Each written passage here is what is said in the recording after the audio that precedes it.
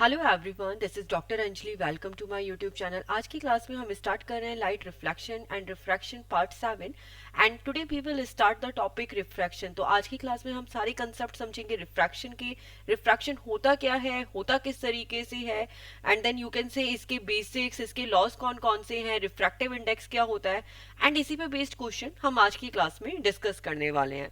तो स्टार्ट करते हैं रिफ्रैक्शन के बेसिक के साथ। तो रिफ्रैक्शन के बेसिक को स्टार्ट करने से पहले हम एक सिंपल सा एग्जांपल लेते हैं। आप लोग अपने घर पे भी ये प्रैक्टिकल कर सकते हैं। मान लीजिए कि आपने कोई ग्लास लिया है, ठीक है। इस ग्लास में आप पानी फिल कीजिए, ठीक है। एक लेवल तक आपने पानी फिल किया। अब आप जब भी इस ग्लास में पानी या पेंसिल डालेंगे तो आप एक पर्टिकुलर एंगल पे बेंड करके डालिएगा, ओके। तो अगर आप इस तरीके से पेंसिल डालेंगे ना तो आपने बेंड करके डाला है, बट एग्जैक्टली आपको ये पेंसिल ना स्ट्रेट दिखेगी नहीं इस तरीके से। मतलब जिस तरीके से यहाँ पे आपको दिखाई दे रही है उस तरीके से बिल्कुल नहीं दिखेगी। फिर किस तरीके से दिखेगी? ये दिखेगी एक पर्टिकुलर एंगल से बेंड हो गई, ठीक है। एक पर्टिकुलर एंगल से बेंड हो गई, इस तरीके से दिखाई देगी जैसे आपको इस इमेज में दिखाई दे रही है। तो ऑफकोर्स अगर आपको रिफ्रैक्शन समझना है ना तो एक बार ये प्रैक्टिकल जरूर कर लेना, क्योंकि ऑफकोर्स आपके घर पे ग्लास भी अवेलेबल है, पानी भी अवेलेबल है, एंड ये पेंसिल या पेन कुछ भी मिल जाएगा। तो ऐसा हुआ क्यों? हमें ऐसा क्यों लग रहा है कि ये पेंसिल बैंड हो गई है जबकि एग्जैक्टली तो बैंड नहीं हो रही है? Because of in the previous classes हमने ये चीज बहुत अच्छे से पढ़ी है। होता क्या है एक्चुअली, हम देखते क्या है, रिफ्लेक्टेड लाइट को देखते हैं, है ना। ये चीज हमें पता है कि हम रिफ्लेक्टेड लाइट को देखते हैं। एंड यहाँ पर क्या होता है कि जो लाइट है ना बेटा, ये जो लाइट है ये लाइट बैंड हो जाती है। ये लाइट बैंड हो जाती है और जो ये हमें लाइट बैंड होती हुई है वो दिखाई दे रही है।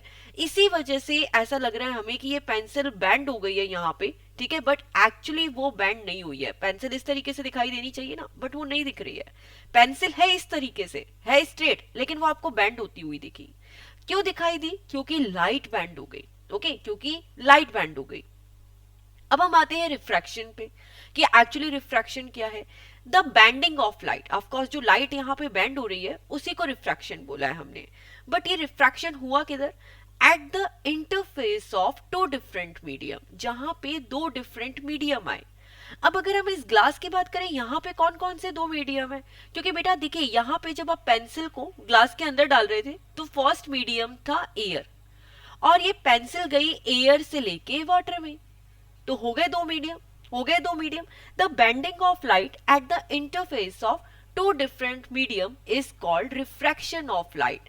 तो जब भी कोई लाइट बेटा क्या होता है, दो डिफरेंट मीडियम पे, दो डिफरेंट मीडियम के इंटरफेस पे, दो डिफरेंट मीडियम की सरफेस पे बेंड हो जाती है, उसी को हम क्या बोलते हैं? रिफ्रैक्शन बोलते हैं। अब द क्वेश्चन इज कि ऐसा क्यों हुआ कि जो लाइट है वो डिफरेंट मीडियम के इंटरफेस पे बैंड हो गई। यहाँ पे दो मीडियम है, दोनों मीडियम के इंटरफेस पे लाइट क्या हुई? बैंड हो गई। ऐसा क्यों हुआ? क्योंकि बेटा ये टोटली डिपेंड करता है वेलोसिटी ऑफ लाइट पे। किस पे डिपेंड करता है? वेलोसिटी ऑफ लाइट पे। तो वी नो वेरी वेल कि जो वेलोसिटी ऑफ लाइट है, लाइट की वेलोसिटी है, वो हर मीडियम में सेम तो नहीं है। लाइट की वेलोसिटी हर मीडियम में चेंज होती है ना, ये हम ऑलरेडी पढ़ चुके हैं, ठीक है। लाइट की वेलोसिटी की अगर बारे में बात करें तो सबसे फास्ट होती है वैक्यूम में, ठीक है। वैक्यूम में क्या होता है? लाइट की स्पीड सबसे फास्ट होती है। कितनी होती है? 3 × 10⁻⁸ मीटर पर सेकंड। तो ये होती है लाइट की स्पीड, कहाँ पे? वैक्यूम पे। लेकिन अगर हम एयर पे जाएंगे, ठीक है, अगर आपने अपने एटमॉस्फेयर पे देखा है या फिर हम एयर के अलावा किसी और मीडियम पे जाते हैं, तो क्या होता है? लाइट की स्पीड चेंज हो जाती है। जैसे जैसे आप डेंसर मीडियम पे जाते जाओगे ना, वैसे वैसे लाइट की स्पीड क्या होगी? कम हो जाएगी। ओके, अब हम ये कैसे डिसाइड करेंगे कि जो मीडियम है वो रेयर है या फिर वो डेंसर है? तो इसको डिसाइड करते हैं ऑफकोर्स हम लाइट की स्पीड के साथ। जहां पे लाइट की स्पीड ज्यादा होती है उस मीडियम को हम बोलते हैं रेयर मीडियम, ओके। एंड जिस मीडियम पे लाइट की वेलोसिटी कम होती है उस मीडियम को बोलते हैं हम डेंसर मीडियम, ठीक है। तो one is rare medium and the second one is denser medium, okay. तो इन द सेम वे अगर हम एग्जांपल ले, ठीक है, वैक्यूम का, तो वैक्यूम में सबसे ज्यादा लाइट की स्पीड होती है, ऑलरेडी डिस्कस। हमारा जो एटमॉस्फेयर है, एयर है, वहां पे लाइट की स्पीड थोड़ी कम हो जाती है। अगर हम एक और एग्जांपल ले ग्लास का, तो ग्लास में क्या होता है बेटा, ग्लास में लाइट की स्पीड और कम हो जाती है। तो मीडियम को अगर आप कंपेयर करें, कैसे कंपेयर करेंगे, जैसे वैक्यूम को एयर से कंपेयर किया, ठीक है, यहाँ पे दोनों को कंपैरिजन करना पड़ेगा, which one is rare and which one is denser. तो if we discuss about vacuum and air, तो वैक्यूम में लाइट की स्पीड फास्ट है, तो this one is rare in comparison to air. तो यहाँ पे एयर क्या है, डेंसर मीडियम है comparatively to vacuum. Okay, in the same way अगर हम दूसरा एग्जांपल ले एयर और ग्लास का, तो ग्लास में क्या होता है बेटा, लाइट की स्पीड और कम हो जाती है कंपैरेटिवली टू एयर। ओके, तो यहाँ पे रेयर मीडियम कौन सा है और डेंसर मीडियम कौन सा है, तो जो एयर है वो हो गया रेयर मीडियम एंड ग्लास हो गया डेंसर मीडियम। ओके, तो इस तरीके से हम यहाँ पे कंपेयर करते हैं, ठीक है, दोनों मीडियम को। तो जहां पे लाइट की स्पीड ज्यादा है that medium is rare medium. Okay, and जहां पे लाइट की स्पीड कम है which medium is denser medium. तो ये तो हमने बेसिक रिफ्रैक्शन के बारे में पढ़ा। अब हम इसी को थोड़ा सा आगे समझते हैं, ठीक है। आगे क्या समझेंगे, हम तीन डेफिनेशन को समझेंगे। The one is normal, the second one is angle of incidence and the third one is angle of refraction. ये तीनों डेफिनेशन समझना बहुत जरूरी है। तो देखिए यहाँ पर जो हमने फिगर ड्रॉ किया है ना, ये इसी तरीके का है जैसे आपने ये ग्लास में देखा है पेंसिल को डाला है, तो सेम इसी तरीके से, ठीक है। तो देखिए यहाँ पर क्या हुआ, कोई लाइट है वो इंसिडेंट हुई, लाइट इस तरीके से इंसिडेंट हुई, क्योंकि हम कंपैरिजन तो वेलोसिटी ऑफ लाइट से कर रहे हैं। तो लाइट जिस पॉइंट पे इंसिडेंट हो रही है, ठीक है, इस पॉइंट पे इंसिडेंट हो रही है, तो जो बेटा ये सरफेस का परपेंडिकुलर आपने यहाँ पे ड्रॉ किया ना, जो सरफेस का परपेंडिकुलर, इसी को हम बोलते हैं नॉर्मल। अब जैसे यहाँ पर अगर बात करें कि इस ग्लास के अंदर ये नॉर्मल कौन सा पॉइंट है, तो देखिए लाइट किधर इंसिडेंट हुई, इस पॉइंट पे इंसिडेंट हुई, तो ये जो सरफेस है इसका परपेंडिकुलर क्या हो गया, नॉर्मल हो गया। Now you can see the definition, the perpendicular drawn, हमने कौन सा परपेंडिकुलर ड्रॉन किया, किधर ड्रॉ किया, to the surface of separation at the point of incidence is called the normal. ठीक है, तो यहाँ पे जहाँ पे हमने क्या देखा है, कोई जो लाइट है इंसिडेंट हुई है, ठीक है, जहां पे वो दोनों मीडियम से सब सेपरेट हो रही है, उसी को हम क्या बोलते हैं, उसी के परपेंडिकुलर लाइन को नॉर्मल बोलते हैं। अब हम आते हैं एंगल ऑफ इंसिडेंस पे। तो देखो एंगल ऑफ इंसिडेंस के लिए आपको दो चीजें जरूरी है, the one is the incident ray and the second one is normal. तो जो ये इंसिडेंट रे है और ये जो नॉर्मल है, इसके बीच का जो एंगल होता है ना बेटा, ये दोनों के बीच का एंगल, इसी को हम बोलते हैं angle of incidence. The angle which the incident रे makes with the normal. Okay, कोई भी जो एंगल जो किसके बीच में बन रहा है, इंसिडेंट रे के बीच में, किसके साथ में, नॉर्मल के साथ में, eight the point of incidence is called the angle of incidence.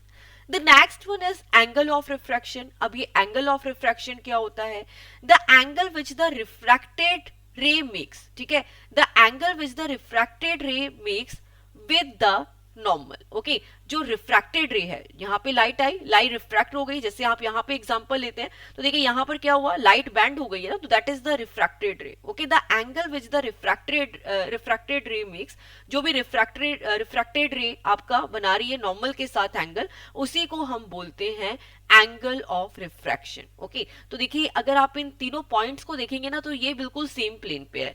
जिस पॉइंट पे आपकी इंसिडेंट रे है, that is a very very important thing. अगर आप इस पॉइंट को डिस्कस करेंगे तो देखिए यहाँ पे नॉर्मल भी इसी पॉइंट से निकल रहा है, ठीक है, इंसिडेंट रे है वो भी इसी पॉइंट पे है, रिफ्रैक्टेड रे भी इसी पॉइंट पे है, तो तीनों का एक पॉइंट पे होना बहुत कंपलसरी है। Normal, angle of incidence and angle of refraction, तीनों की तीनों एक ही पॉइंट पे लाई करते हैं। This is a very very important condition as you can see here. Okay, अब हम आगे चलते हैं। अब एक हम सिंपल सा कंसेप्ट समझते हैं कि हमें ये तो समझ आ गया कि रिफ्रैक्शन क्या है, बेंडिंग ऑफ लाइट वो क्या है, रिफ्रैक्शन है, बट लाइट बेंड किस तरीके से होगी, ये हमें कैसे समझ आएगा कि किस तरीके से एंगल बनेगा। तो इसके लिए हमें ये पता होना चाहिए कि लाइट रेयर से डेंसर मीडियम में एंटर कर रही है या डेंसर से रेयर मीडियम में एंटर कर रही है। तो ऑफ कोर्स मैं आपको इसकी शॉर्ट ट्रिक भी बताऊंगी कि इसको हमें किस तरीके से समझना है। तो सबसे पहले तो हम इसका बेसिक समझते हैं। तो सबसे पहले देखिए यहाँ पे मान लेते हैं कि कोई इंसिडेंट रे आई, ठीक है, इस पॉइंट पे इंसिडेंट हुई एंड ये हो गया आपका नॉर्मल। तो this is the incident ray, this is the normal. Okay, तो यहाँ पे मैं लिख देती हूँ this is the IR incident ray and this is the normal. Okay, अब the second is very very important thing कि जो लाइट है आपको ये पता होना चाहिए कि वो रेयर से डेंसर मीडियम में एंटर कर रही है या डेंसर से रेयर मीडियम पे एंटर कर रही है। तो हम एक एग्जांपल लेते हैं कि मान लीजिए जो लाइट है वो एयर से ग्लास में एंटर कर रही है, ठीक है, हमने एयर और ग्लास का ये एग्जाम्पल लिया है। तो ऑफकोर्स जो रेयर एयर है, एयर क्या हो गई, रेयर मीडियम, और जो ग्लास है वो हो गया डेंसर मीडियम। ओके, तो देखिए जब भी लाइट रेयर से डेंसर मीडियम में एंटर करेगी, रेयर से डेंसर मीडियम में एंटर करेगी, तो ये क्या होगी, ये क्या होगी, ये टुवर्ड्स द नॉर्मल की तरफ मूव हो जाएगी। जैसे ये जो स्ट्रेट लाइन है, ये जो स्ट्रेट लाइन है, ये क्या हो गई, ये आपकी नॉर्मल लाइन हो गई। तो देखिए यहां पर सबसे पहले तो लाइन ड्रॉ करते हैं कि इसको जाना किधर चाहिए था। अगर ये स्ट्रेट पाथ में जाती तो ये इस तरीके से जाती ना, ये स्ट्रेट हो जाती, बट ये स्ट्रेट नहीं जाएगी। ये किस तरफ जाएगी, ये किस तरफ जाएगी, नॉर्मल की तरफ जाएगी। ये किधर जाएगी, नॉर्मल की तरफ जाएगी, तो ये नॉर्मल के पास चली गई। ओके, तो कुछ इस तरीके से लाइट बैंड हो जाती है। ये यहां पर स्ट्रेट नहीं बना है, बट ये आपको स्ट्रेट ड्रॉ करना है कुछ इस तरीके से, ठीक है। तो ये लाइट हो गई हमारी बैंड, और ये किस तरीके से हुई, टूवर्ड्स द नॉर्मल, ठीक है, नॉर्मल के पास जाके बैंड हो जाती है, नॉर्मल के पास जाती है, ठीक है। तो आप इसको इस तरीके से शॉर्ट ट्रिक में समझ सकते हैं कि ये डेंसर वाली लाइन के पास में जाएगी, तो ये डेंसर का नॉर्मल है तो डेंसर के पास जाएगी, ठीक है। अब सेकंड एग्जांपल ले लेते हैं कि बाई चांस अगर मान लीजिए लाइट डेंसर से रेयर मीडियम में एंटर होगी, तब क्या होगा। This example is also very very important. तो वंस अगेन सबसे पहले हमने नॉर्मल ड्रॉ किया, that is your incident ray. Normal को आगे एक्सटेंड कर देते हैं, तो ये रहा हमारा नॉर्मल। अब देखिए अगर लाइट स्ट्रेट जाती तो कुछ इस तरीके से जाती ना, कुछ इस तरीके से जाती, बट ये डेंसर से रेयर मीडियम में जा रही है, ठीक है। तो देखिए जब हम रेयर से डेंसर मीडियम में जा रहे थे तो क्या हो रहा था, ये नॉर्मल की तरफ जा रही थी, ठीक है, नॉर्मल की तरफ जा रही थी, मतलब इसे डेंसर के पास में ही जाना है। अब ये किधर जाएगी, ये अवे फ्रॉम द नॉर्मल जाएगी, नॉर्मल से दूर जाएगी। तो देखिए वंस अगेन ये डेंसर के पास में आ गई, तो ये लाइट इस तरीके से बेंड हो जाएगी। Okay, when light ray enter rare to denser medium, जब भी लाइट रे रेयर से डेंसर मीडियम में जाती है तो ये किस तरीके से मूव होती है, moves towards the normal. And when light ray enters denser to rare medium, जब लाइट रे डेंसर से रेयर मीडियम में जाती है तो किस तरीके से मूव होती है, away from the normal. Okay, तो ये दोनों फिगर को हमने अलग अलग तरीके से समझा था। अब देखिए हमारी जो बुक में फिगर है, ये वाला फिगर है जहां पे लाइट रे एयर से ग्लास में एंटर हो रही है, तो आप इस फिगर को ध्यान से समझिएगा। ये यहाँ पे नॉर्मल ड्रॉ किया, ये नॉर्मल ड्रॉ किया, ये लाइट रे आई, ठीक है, लाइट रे आई। अब लाइट रे किस तरीके से एंटर हो रही है, रेयर टू डेंसर मीडियम। तो ये क्या होगा, जब भी लाइट रे रेयर से डेंसर मीडियम में आई तो ये टुवर्ड्स द नॉर्मल शिफ्ट हो गई, ठीक है, नॉर्मल के पास शिफ्ट हो गई। ये नीचे वाला डेंसर है, डेंसर के पास आके शिफ्ट हो गई। अब ये लाइट रे इस तरीके से ट्रेवल करेगी आगे, फिर क्या होता है, ये आगे क्या होगा, ये फिर से ग्लास से एयर पे आ रही है। वंस अगेन दो मीडियम हो गए, ग्लास और एयर। अभी जो ग्लास है ऑफ कोर्स डेंसर है और एयर है रेयर है, तो वंस अगेन ये दोबारा किस तरीके से यहाँ पे लाइट रे शिफ्ट होगी। अभी लाइट रे किस तरीके से आ रही है, डेंसर से वंस अगेन रेयर मीडियम पे आ रही है, तो डेंसर से रेयर पे आएगी, क्या होगी, नॉर्मल से दूर चली जाएगी, डेंसर के पास चली जाएगी। तो इसको जाना स्ट्रेट चाहिए था, बट ये स्ट्रेट नहीं जाएगी, ये क्या करेगी, थोड़ा एंगल के साथ शिफ्ट हो जाएगी। तो कुछ इस तरीके से लाइट की प्रॉपर्टीज काम करती है, ठीक है, किस तरीके से जब वो रेयर से डेंसर मीडियम में जाती है या डेंसर से रेयर मीडियम में जाती है। तो that is a very very important concept of refraction. Of course ये बिल्कुल बेसिक स्टार्टिंग कंसेप्ट है जो आपको समझ में आना ही चाहिए। इस टॉपिक के बिना, इसके बिना जो रिफ्रैक्शन है वो तो इनकम्प्लीट है। ओके, तो इस टॉपिक को आप बहुत ध्यान से देखिएगा कि रेयर से डेंसर में गई तो क्या हुआ, और डेंसर से रेयर में गई तो क्या हुआ। रेयर से डेंसर में गई तो किस तरीके से मूव हुई, टुवर्ड्स द नॉर्मल, नॉर्मल के पास में। डेंसर से रेयर में गई तो क्या हुई, नॉर्मल से दूर चली गई। तो बस इस कंसेप्ट को याद रखिए, फिगर ड्रॉ कीजिए, आपके लिए काम बहुत इजी हो जाएगा। अब हम आते हैं नेक्स्ट इंपॉर्टेंट कंसेप्ट पे, that is the law of refraction. What is this, this a law of refraction. तो जैसे हमने लॉ ऑफ रिफ्लेक्शन के कंसेप्ट को समझा था, वैसे ही हम लॉ ऑफ रिफ्रैक्शन को समझते हैं। ओके, तो फर्स्ट लॉ है इसका, this is the very basic, जो हम लोगों ने अभी स्टार्टिंग में देखा था। इसके अंदर क्या है बेटा कि जो इंसिडेंट रे है, ठीक है, इंसिडेंट रे है, इसके बाद रिफ्रैक्टेड रे है एंड जो नॉर्मल है, ये सारे के सारे क्या होने चाहिए, एक ही पॉइंट पे लाई करने चाहिए। और ऐसे ही होता है, ठीक है, ऐसे ही होता है। Incident ray, refracted ray and normal to the surface at the point of incidence all lie in one plane, सारे के सारे एक ही प्लेन में होने चाहिए। ओके, तो ये कंसेप्ट हम पढ़ चुके हैं। The second concept is also very very important. तो बेटा देखिए सेकंड कंसेप्ट क्या है कि अगर मान लीजिए आप दो मीडियम ले रहे हैं, ठीक है, दो मीडियम ले रहे हैं, इसीलिए यहां लिखा हुआ है for any two given pair of media. अगर आपने कोई भी दो मीडियम लिए हैं, then ratio of sine of the angle of incidence to the sine of the angle of refraction is constant. तो देखिए अगर हम जब भी कोई यहाँ पे दो मीडियम लेंगे तो जो एंगल साइन के एंगल का रेशियो होगा, जैसे यहाँ पे जो थीटा है इंसिडेंट रे के आगे बनाया, ये क्या है एंगल ऑफ इंसिडेंस, तो इसको आपने लिख दिया थीटा है।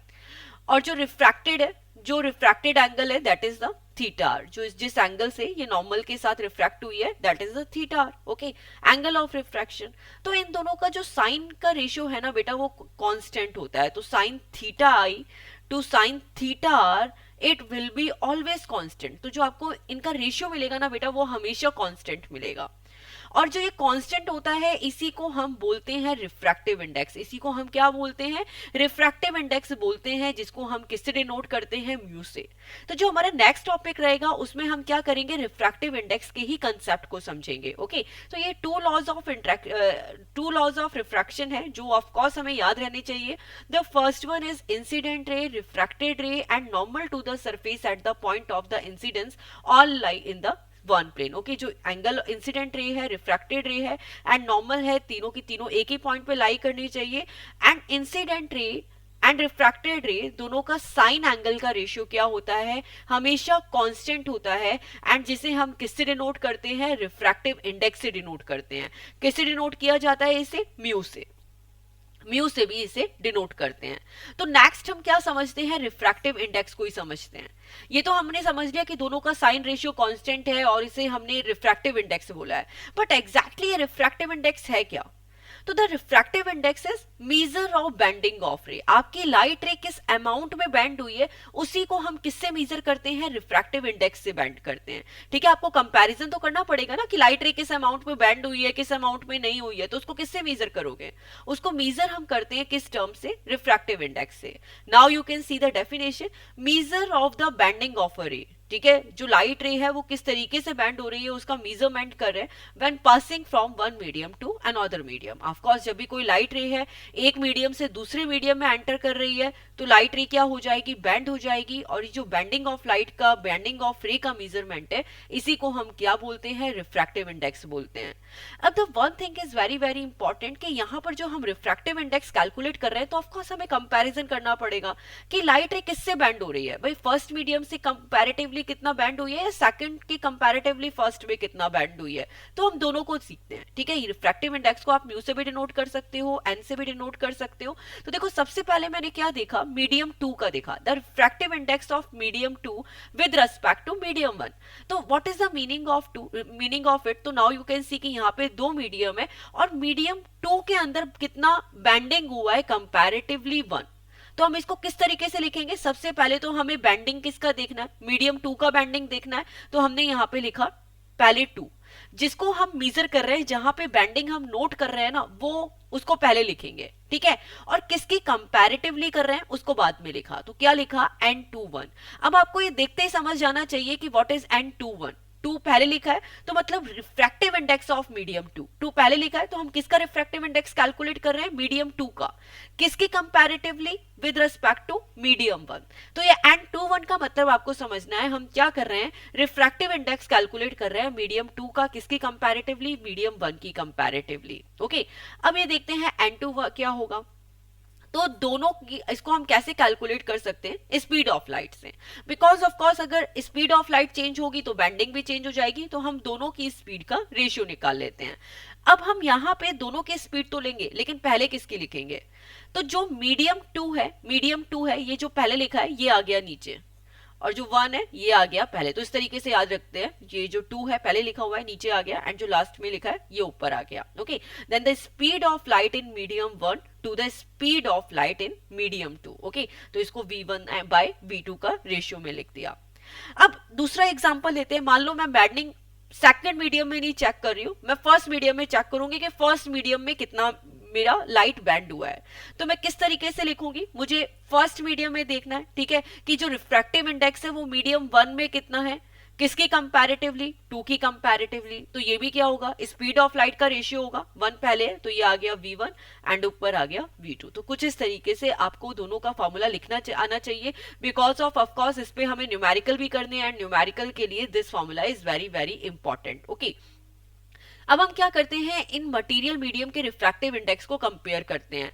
आई विल नॉट से कि बेटा आप एक एक का रटो, इट्स नॉट पॉसिबल, क्योंकि ऑफ कोर्स न्यूमेरिकल्स में आपको गिवन होगा, बट आपको कंपैरिजन करना आना चाहिए। जैसे एयर है, एयर का रिफ्रैक्टिव इंडेक्स है 1.003 और आइस का है 1.31। तो मैं आपको क्या बोलूंगी, बेटा लाइट की स्पीड किस में फास्ट है, तो लाइट की स्पीड एयर में फास्ट है, क्योंकि जो रिफ्रैक्टिव इंडेक्स है एयर का क्या है, कम है, तो लाइट की स्पीड क्या होगी, फास्ट होगी। आइस का रिफ्रैक्टिव इंडेक्स ज्यादा है, तो यहाँ पे लाइट की स्पीड कम हो गई। अब मैं अगर आपसे पूछूं बेटा इन ये टेबल को देखो और टेबल को बताओ कि लाइट की स्पीड सबसे कम किस में है, तो ऑफकोर्स लाइट की स्पीड सबसे कम किस में होगी, डायमंड में होगी, क्योंकि डायमंड का refractive index you can say यहाँ पे कितना है 2.42 है, जो इन सबके कंपैरेटिवली मैक्सिमम है। Okay, sapphire this the second last जिसका रिफ्रैक्टिव इंडेक्स क्या है 1.77 है, तो यहाँ पे लाइट की स्पीड क्या हो गई, और भी कम हो गई। ओके, तो आज की क्लास में बेटा हमने जो जितने भी कंसेप्ट पढ़े वो किस पे बेस्ड पढ़े, रिफ्रैक्शन पे पढ़े, एंड इसी के साथ हम क्या करते हैं, कुछ क्वेश्चंस को सॉल्व करते हैं। 5 क्वेश्चंस यहाँ पे गिवन है, वन बाय वन एक एक क्वेश्चन को डिस्कस करते हैं। तो देखिए फर्स्ट क्वेश्चन क्या है, a ray of light travelling in air, कोई लाइट रे है एयर में ट्रैवल कर रही है, एंटर्स ऑब्लिक्यूली इनटू वाटर, और वो स्ट्रेट की तिरछी क्या करती है, वाटर में एंटर करती है। तो कुछ इस तरीके से ऑब्लिक्यूली मतलब तिरछे तरीके से एंटर कर रही है वाटर में। तो एक मीडियम हो गया आपका एयर एंड सेकंड मीडियम हो गया वाटर। अब एक लाइट रे आई, वो क्या करेगी, एयर से वाटर में एंटर करेगी। डज द लाइट रे बेंड टुवर्ड्स द नॉर्मल और अवे फ्रॉम द नॉर्मल। अब ये लाइट रे है, ये नॉर्मल के टुवर्ड्स शिफ्ट होगी या away from the normal shift होगी, तो ऑफकोर्स सबसे पहले हम नॉर्मल ड्रॉ कर लेते हैं। अब हमें अच्छे से पता है, अब हम ये चीज अच्छे से जानते हैं कि जो लाइट रे है वो रेयर से डेंसर में एंटर कर रही है या डेंसर से रेयर में एंटर कर रही है। तो ऑफकोर्स यहाँ पे एयर में लाइट की स्पीड फास्ट होती है, तो हम यहाँ पे रेयर से किस में जा रहे हैं, डेंसर मीडियम में जा रहे हैं। तो जब रेयर से डेंसर मीडियम में जाते हैं तो लाइट रे क्या होती है, टुवर्ड्स द नॉर्मल शिफ्ट हो जाती है। तो मतलब इसको स्ट्रेट जाना चाहिए था, बट ये क्या होगी, नॉर्मल के पास शिफ्ट हो जाएगी। इसकी शॉर्ट ट्रिक मैंने आपको बता दी थी, डेंसर की साइड लो, हमेशा आंसर सही निकलेगा। तो कुछ इस तरीके से लाइट रे शिफ्ट हो जाएगी। तो according to Snell law of refraction, of course ये जो रिफ्रैक्शन का लॉ है बेटा ये हमने स्टार्टिंग में डिस्कस नहीं किया था, बट आपको याद होना चाहिए कि जो लॉ ऑफ रिफ्रैक्शन है किस साइंटिस्ट ने दिया था, स्नेल ने दिया था, तो इसलिए इसको स्नेल लॉ ऑफ रिफ्रैक्शन भी बोला जाता है। When a light ray travel from rare to denser medium it bends towards the normal. अब हम आते हैं सेकंड क्वेश्चन पे। तो second is numerical, light ray enter from air to glass. तो यहाँ पे सबसे पहले अगर फिगर ड्रॉ किया तो कोई लाइट रे है वो कहाँ एंटर कर रही है, एयर से लेके ग्लास में एंटर कर रही है। तो ये लाइट रे रेयर मीडियम से डेंसर मीडियम में एंटर करती है, एयर से ग्लास में। ओके, तो ये आपका नॉर्मल आ गया एंड ये यहाँ पे शिफ्ट हो जाएगी, जाना ऐसे स्ट्रेट था but towards the normal shift हो जाएगी। हैव अ रिफ्रैक्टिव इंडेक्स 1.5, तो जो रिफ्रैक्टिव इंडेक्स है इसका क्या है, 1.50 है। What is the speed of light in the glass, हमें क्या कैलकुलेट करना है, speed of light in the glass. तो ये ग्लास के अंदर हमें लाइट की स्पीड को कैलकुलेट करना है। The speed of light in vacuum, जो स्पीड ऑफ लाइट है वैक्यूम में कितनी है, वैक्यूम में गिवन है 3 इंटू 10⁸ मीटर पर सेकेंड। अब अगर आपको यहाँ पे लाइट ऑफ स्पीड वैक्यूम में नहीं भी गिवन है तो ये आपको याद होनी चाहिए कितनी होती है, 3 इंटू 10⁸ मीटर पर सेकेंड। तो अभी हम लोगों ने यहाँ पे ना फॉर्मूला बहुत अच्छे से समझा है कि रिफ्रैक्टिव इंडेक्स का फॉर्मूला क्या होता है। तो रिफ्रैक्टिव इंडेक्स का फॉर्मूला क्या होता है, दोनों की वेलोसिटीज का रेशियो होता है। ओके, तो यहाँ पर हम फॉर्मूला लिख लेते हैं v1 बाय v2। अभी v1 क्या है, speed of light, okay, and ये v2 क्या हो गई, speed of light in glass. ठीक है, एक तो हो गई वैक्यूम में and the second one in glass में। ठीक है, तो ये हमने यहाँ पे फॉर्मूला लिखा। ठीक है, एयर टू ग्लास में एंटर कर रही है तो वैक्यूम टू ग्लास में हमने ले लिया। अब now we guys know very well कि जो हमें लाइट की स्पीड पता है ग्लास में कितनी होती है, हमारे पास रिफ्रैक्टिव इंडेक्स की वैल्यू है कितनी है, 1.5 है, वैक्यूम में कितनी है 3 इंटू 10⁸ है। हमें कैलकुलेट क्या करनी है, ग्लास में करनी है। स्पीड ऑफ लाइट कहाँ कैलकुलेट करनी है, ग्लास में करनी है। तो कैसे कैलकुलेट करेंगे, ये वीजी डिवाइड करने में है तो ये इक्वल टू हुआ 3 इंटू 10⁸ एंड ये 1.5 क्या हुआ, डिवाइड में चला गया। ओके, तो ये हमने केवल क्रॉस मल्टीप्लाई किया है। अब हम आगे सॉल्व करेंगे तो 1.5 3 डिवाइड बाय 1.5 तो कितना हुआ, 2 हो गया। ठीक है, 15 2 30 हो जाता है एंड 2 इंटू 10⁸ मीटर पर सेकंड। तो जो ग्लास में स्पीड ऑफ लाइट आई कितनी आई, 2 इंटू 10⁸ मीटर पर सेकंड। तो इस तरीके से हमको इस न्यूमेरिकल को सॉल्व करना था। ठीक है, तो ये फॉर्मूला ऑफकोर्स आपकी बहुत हेल्प करेगा। आपको रिफ्रैक्टिव इंडेक्स का फॉर्मूला आना चाहिए। क्या फॉर्मूला होता है, दोनों की स्पीड ऑफ लाइट का रेशियो। यहाँ पे वैक्यूम और ग्लास गिवन था तो हमने वैक्यूम और ग्लास लिया, अगर कुछ और दिया होता तो उन दोनों का रेशियो ले लेते, बट कैलकुलेट हमें इसी तरीके से करना है। Now the third question is find out from the table 10.3। तो हमें बताया हुआ है कि आपको 10.3 से ही फाइंड आउट करना है the medium having highest optical density. हमें क्या फाइंड आउट करना है कि जो ऑप्टिकल डेंसिटी है वो किसकी हाईएस्ट है। Also find the medium with lowest optical density and lowest optical density को भी फाइंड आउट करना है। तो बेटा आपको हमेशा ये चीज ध्यान रखना है कि जिस मीडियम का जितना ज्यादा रिफ्रैक्टिव इंडेक्स होता है उसकी ऑप्टिकल डेंसिटी भी सबसे ज्यादा होती है। जिस मीडियम का जितना ज्यादा रिफ्रैक्टिव इंडेक्स होगा उसकी ऑप्टिकल डेंसिटी भी सबसे ज्यादा होगी। तो यहां पर सबसे ज्यादा अगर हम हाईएस्ट ऑप्टिकल डेंसिटी की बात करें तो किसकी होगी, हाईएस्ट ऑप्टिकल डेंसिटी हमको जो कैलकुलेट करना है, तो रिफ्रैक्टिव इंडेक्स सबसे ज्यादा किसका है बेटा, रिफ्रैक्टिव इंडेक्स सबसे ज्यादा डायमंड का है। तो ऑप्टिकल डेंसिटी भी सबसे ज्यादा किसकी होगी, डायमंड की होगी। कितना है, 2.42। तो आपको लिखना है हाईएस्ट ऑप्टिकल डेंसिटी किसकी है, डायमंड की है, एंड लोएस्ट ऑप्टिकल डेंसिटी किसकी हुई, एयर की हुई। क्यों, क्योंकि एयर का रिफ्रैक्टिव इंडेक्स सबसे कम है। ओके, अब हम आते हैं फोर्थ क्वेश्चन पे। You are given kerosene, turpentine and water. In which of these does the light travel fastest? Use the information given in table 10.3। तो हमें ऑफ कोर्स ये टेबल चेक करनी है एंड इसके थ्रू फाइंड आउट करना है कि लाइट किस में सबसे ज्यादा फास्ट ट्रेवल करेगी। तो देखो, जिस मीडियम का रिफ्रैक्टिव इंडेक्स जितना कम होता है, लाइट उसमें सबसे ज्यादा स्पीड से क्रॉस करेगी। ओके, तो यहाँ पर हमें एग्जाम्पल दिया है किसका, 3 लेने हैं। सबसे पहले वाटर लेना है, तो ये लिया वाटर। तीसरा है टर्पेटाइन, तो टर्पेटाइन ये रहा। एंड लास्ट वन गिवन है हमें कैरोसिन। तो इसके बाद हम कैरोसिन को देखते हैं कि कैरोसिन किधर है, ये रहा कैरोसिन। ओके, अब हमें ये इंफॉर्मेशन देखना है कि लाइट सबसे फास्ट किस में ट्रैवल करेगी। तो लाइट सबसे फास्ट किस में ट्रैवल करेगी, वाटर में फास्ट ट्रैवल करेगी। क्यों ट्रैवल करेगी, क्योंकि जिस मीडियम का रिफ्रैक्टिव इंडेक्स जितना ज्यादा होता है, लाइट की स्पीड वहां पे उतनी कम हो जाती है। हमें फास्ट फाइंड आउट करना था, तो वाटर की के अंदर लाइट है वो सबसे फास्ट ट्रैवल करेगी। और अगर सबसे स्लो की बात करें तो किसमें करेगी, टर्पेटाइन पे, अगर हम तीनों को कंपेयर करते हैं। अब हम आते हैं फिफ्थ क्वेश्चन पे। The refractive index of diamond is 2.42। यहाँ पे गिवन है कि अगर किसी हमने यहाँ पे ऑफ कोर्स डायमंड ही लिया है, कोई और मटेरियल नहीं लिया। डायमंड का रिफ्रैक्टिव इंडेक्स 2.42 है। तो एग्जैक्टली इसका मीनिंग क्या है, तो देखो बेटा, किसी चीज का रिफ्रैक्टिव इंडेक्स आपको क्या बताता है कि जो लाइट की स्पीड है वो कितनी रिड्यूस हो गई है, लाइट की स्पीड किस फैक्टर से रिड्यूस हो गई है। तो अगर आपको बोला जा रहा है कि refractive index of diamond is 2.42, तो दैट मींस कि जो स्पीड ऑफ लाइट है वो डायमंड के अंदर किस फैक्टर से रिड्यूस हो गई, 2.42 से रिड्यूस हो गई। और हम इसे कंपेयर किससे करेंगे, एयर से कंपेयर करेंगे। तो एयर की कंपैरेटिवली, क्योंकि एयर का 1 होता है नियर बाय, ओके, तो एयर की कंपैरेटिवली लाइट की स्पीड डायमंड में कितने फैक्टर से रिड्यूस हो जाती है, 2.42 फैक्टर से रिड्यूस हो जाती है। तो ये है मतलब एग्जैक्टली रिफ्रैक्टिव इंडेक्स का। तो I hope so in questions को डिस्कस करते हुए आपके काफी फंडामेंटल अच्छे से क्लियर हो गए होंगे, आपको रिफ्रैक्शन जो टॉपिक है ये भी अच्छे से समझ आया होगा। तो मिलते हैं नेक्स्ट लेक्चर में नेक्स्ट कंसेप्ट के साथ। Thanks for watching guys and please click to subscribe. Bye all.